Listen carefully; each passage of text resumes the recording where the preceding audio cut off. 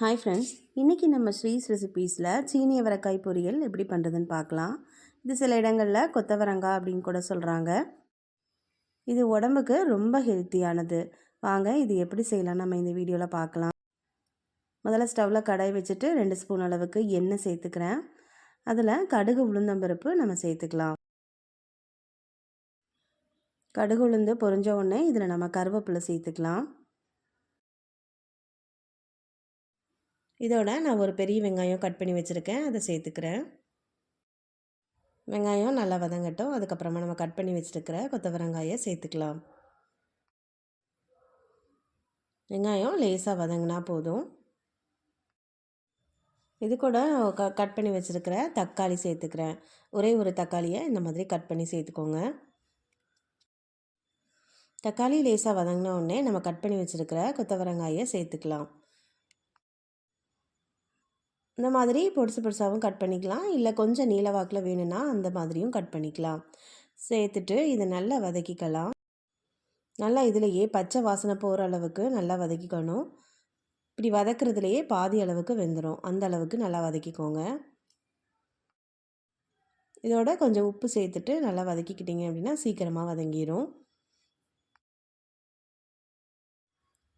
சீனி அவரைக்காய் நம்ம சாப்பிடும்போது வாய்வு தொல்லை அதிகமாக இருக்கும். அதுக்காக நான் இஞ்சி பூண்டு தட்டி வச்சுருக்கேன், அதை சேர்த்துக்கிறேன். ஒரு ஸ்பூன் அளவுக்கு சேர்த்துக்கோங்க. சும்மா தட்டி போட்டால் போதும், ரொம்ப அரைக்கணும்னு கூட அவசியம் இல்லை. இதையும் நல்லா வதக்கிக்கலாம் பச்சை வாசனை போகிற அளவுக்கு. அதுக்கப்புறமா இது கூட நம்ம மசாலாவெல்லாம் சேர்த்துடலாம். ஒரு ஸ்பூன் அளவுக்கு மிளகாய்த்தூள் சேர்த்துக்கிறேன். 1 ஸ்பூன் அளவுக்கு மல்லித்தூள் சேர்த்துக்கோங்க. சேர்த்துட்டு நல்லா வதக்கிக்கலாம்.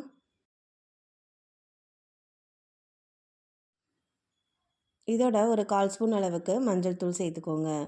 சேர்த்துட்டு நம்ம தண்ணி தொளித்து நல்லா வேக விட்டுறலாம்.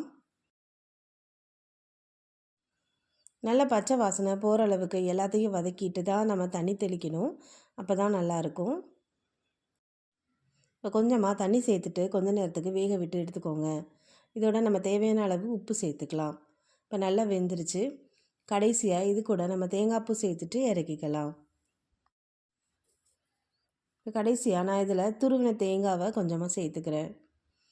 நமக்கு தேவையான அளவு சேர்த்துக்கலாம். சேர்த்துட்டு நல்லா வதக்கி விட்டுட்டு இறக்கிக்கலாம். நல்லா ஒரு நிமிஷத்துக்கு நல்லா வதக்கி விட்டுக்கோங்க. சுவையான சீனி அவரைக்காய் பொரியல் ரெடி ஆகிட்டு. உங்களுக்கு இந்த வீடியோ பிடிச்சிருந்தது அப்படின்னா நம்ம சேனலுக்கு லைக் பண்ணிவிட்டு சப்ஸ்கிரைப் பண்ணிக்கோங்க. தேங்க்ஸ் ஃபார் வாட்சிங்.